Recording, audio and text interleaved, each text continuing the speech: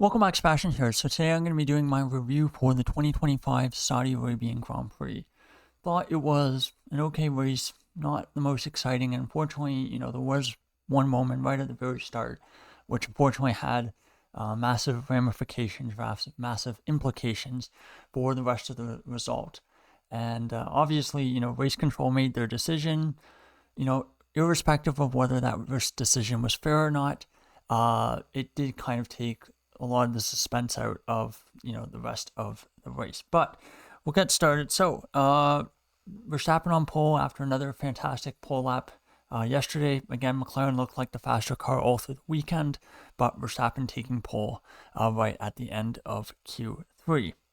So Verstappen on pole, Norris starting P10, of course, crashed in at the start of Q3. So it was Piastri on the front row alongside Verstappen. Most drivers starting on medium tires, but with Norris, Hadjar, and Stroll starting on the hard tires. Piastri gets the better start into turn one, and as a result, Verstappen basically cuts the corner. So I think for this incident, I think Piastri was, I would say, a front wing ahead of Verstappen going into the first corner. So again, it is his corner, so he should be able to have the right to take the racing line. That being said, going into turn two, you can see pretty clearly he doesn't really leave any space, and Verstappen basically just decides to cut the corner, stays ahead going into turn three, basically.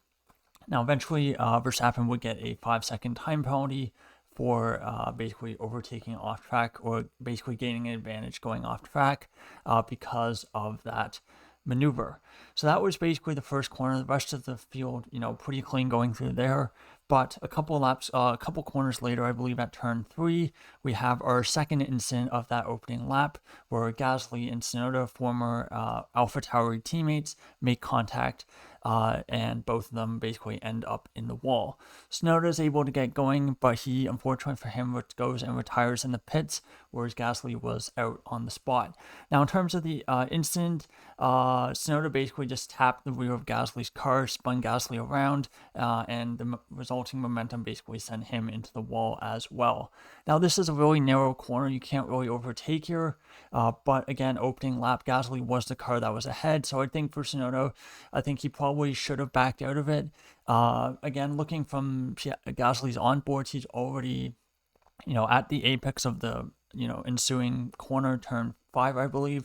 He's already basically on the apex of that corner, so there wasn't really any much more space that he could have given Tsunoda. So again, not really sure what he could have done there, but the stewards decided not to give penalty to either driver, just given, I think it was, a bit of a 60-40, 60 on Tsunoda, 40 on Gasly.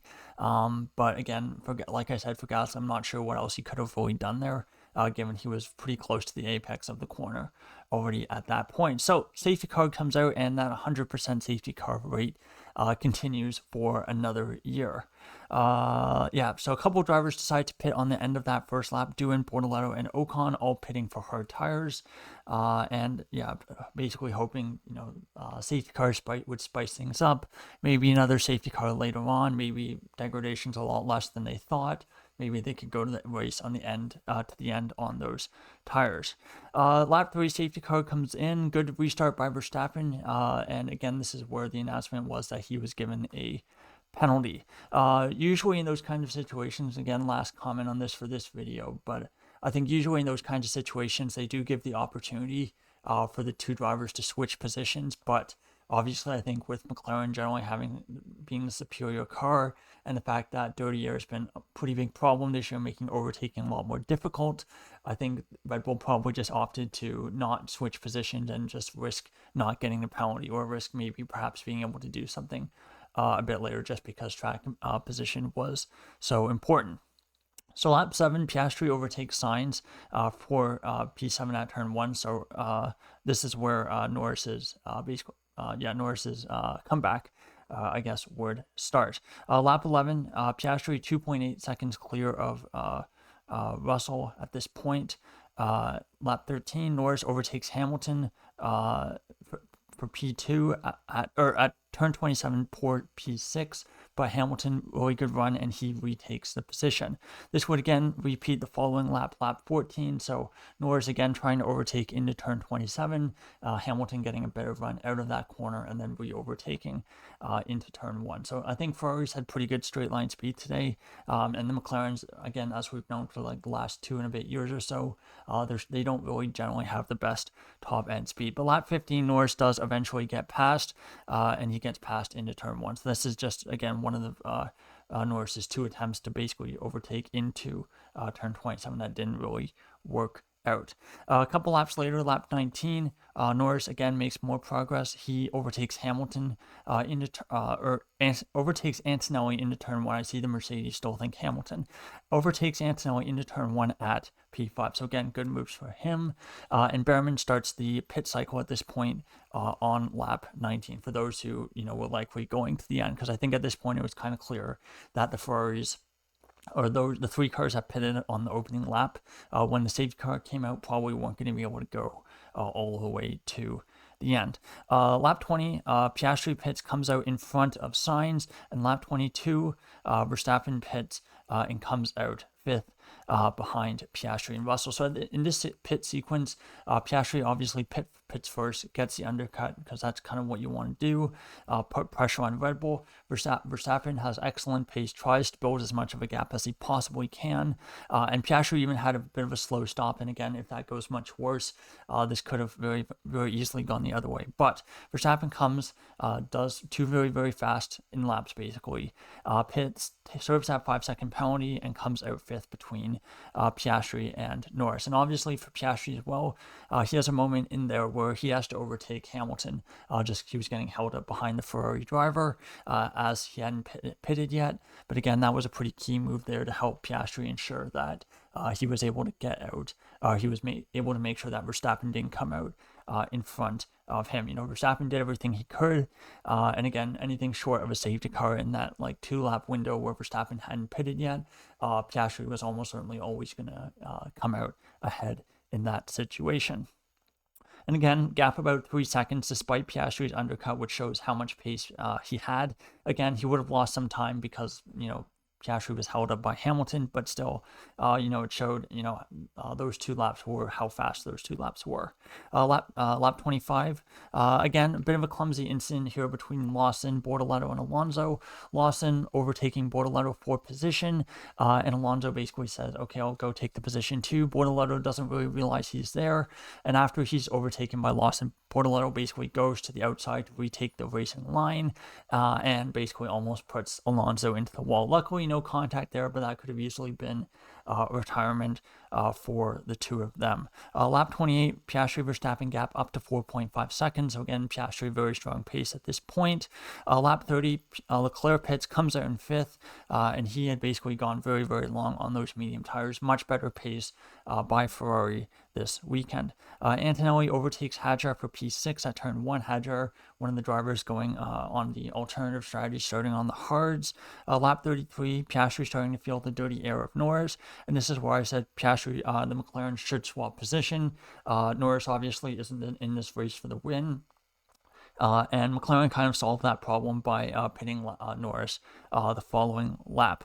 Doohan pits as well. He had pitted lap 1, of course, so basically he only did 32 laps on those hard tires. Again, so it kind of shows that for most drivers wouldn't have been possible. So again, I think this is really shows that going a step softer with the tires this year, I think was a really good decision, because otherwise I think if they had gone the soft C4, medium C3, hard C2, likely I think those who had pitted end of lap 1 might have been able to go to the full race distance.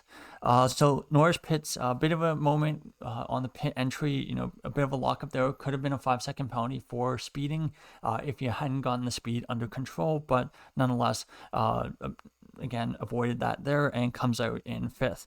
Hadjar also pits on the hard tires, and lap 38, a couple laps later, Leclerc, really good pace, again, pitted about 4 to 5 laps behind after most of the other front runners, so again, a bit of a tire offset, and he overtakes Russell for P3 at turn 1, so finally in a podium position. Lap 39, Lawson gets a 10-second penalty for leaving the track and gaining an advantage. That was overtaking Doohan. Again, very, very minor. He basically, in the space between turn 1 and turn 2, he basically does go all 4 wheels off track, but basically goes back on track for the apex of the corner. So again, I do think that's a bit of a harsh penalty. It's not like he did what Verstappen did and just cut the corner entirely, but again, the stewards have their, rules for, deciding at what point are these things a penalty. Lap 40, Stroll pits. Lap 41, Norris overtakes Russell for P4 at turn 1. Lap 43, the 2 Williams in the points, P8, P9, and Sainz was keeping Albon in DRS to help keep Hadjar behind to make sure that the Racing Bulls driver on the faster medium tires wasn't able to overtake Albon. But that was basically the last real moment of the race. Final 10 laps, not a whole lot happened. I think Alonso didn't get the Haas loss, and that was only at the end. But nonetheless, Piastri takes a checkered flag, wins his 2nd consecutive win, and for Max Verstappen, he comes 2nd from pole position. Joining the 2 on the podium is Charles Leclerc, with Norris 4th, Russell 5th, Antonelli 6th, Hamilton 7th, and then the 2 Williams 8th, 9th, Sainz ahead of Albon, with Hadjar rounding out the points in 10th. Alonso 11th, Lawson only lost 1 position because of that penalty, so again, not a big deal, and he was outside the points anyway, so not, the end of the world. 13th for Behrman, 14th Ocon, 15th Hulkenberg, 5th, 16th Stroll, 17th Doohan, 18th Bortoletto, and your 2 DNFs are Tsunoda and Gasly from that first lap collision. Taking a look at your championship standings, we do have a new championship leader. It is Oscar Piastri, now leading the F1 World Championship with 99 points. Second, Lando Norris with 89, and then Verstappen only 2 points further behind him on 87. So again, what was looking to be a 4-way fight, and again, I do think Russell could still be in this depending on how things shake out the rest of the year. But again, that gap between the top 3 and Russell does increase a little bit with Russell's 5th place today. 5th, Leclerc, 47 points, still a big way off the top 4, but again, good race for him. Antonelli 6th on 38, Hamilton 7th on 31, Albon, best of the rest 8th on 20 points, 9th Ocon on 14, 10th Stroll still there with 10 points. Gasly in 11th with 6, 12th Hulkenberg still on 6, Behrman on 6 as well, and then Hadjar is 14th with 5 points, tied with Sainz, who again also gains 4 points from today. Tsunoda drops down to 16th again on 5 points, and Alonso, Lawson, Doohan, Bortoletto, the only drivers not to score points today. In terms of the Constructors' Championship, McLaren, I do believe they continue to gain 188 points for them, with Mercedes in 2nd on 111. Red Bull Racing, in 3rd on 89 points, and of course Verstappen scored 87 of those points.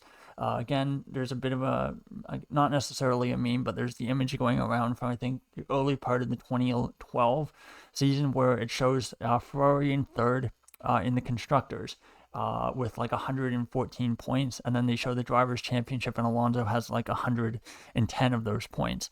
And again, this is kind of what that's shaping up to be, and again, if they take the percentages, it's probably actually a bit worse, but nonetheless, not great for Red Bull that they're basically stuck being a 1-car team. But again, this is a situation they've kind of put themselves in. Anyway, Ferrari 4th, still 78 points. Williams moved back into 5th with 25, 5 clear of Haas in 6th, 7th Aston Martin on 10, and then Racing Bulls Racing Bulls on 8 points now. So again, consolidate their position there above Alpine and Sauber, who are basically tied for 9th place. So there you go. There's my review of the 2025 Saudi Arabian Grand Prix. Interesting, I would say not as good as Bahrain. I think, like I said at the very start, I do think that giving that penalty to Verstappen really took a lot of the suspense out of the race. Without that penalty, I do think you still have quite a bit of tension in the pit stops.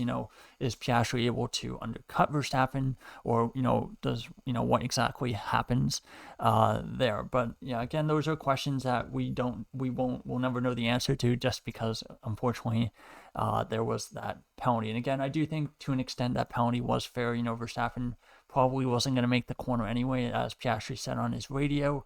But at the same time, I do prefer to see less steward action than as compared to more. So there you go. There's my review. Thank you so much for watching, and goodbye.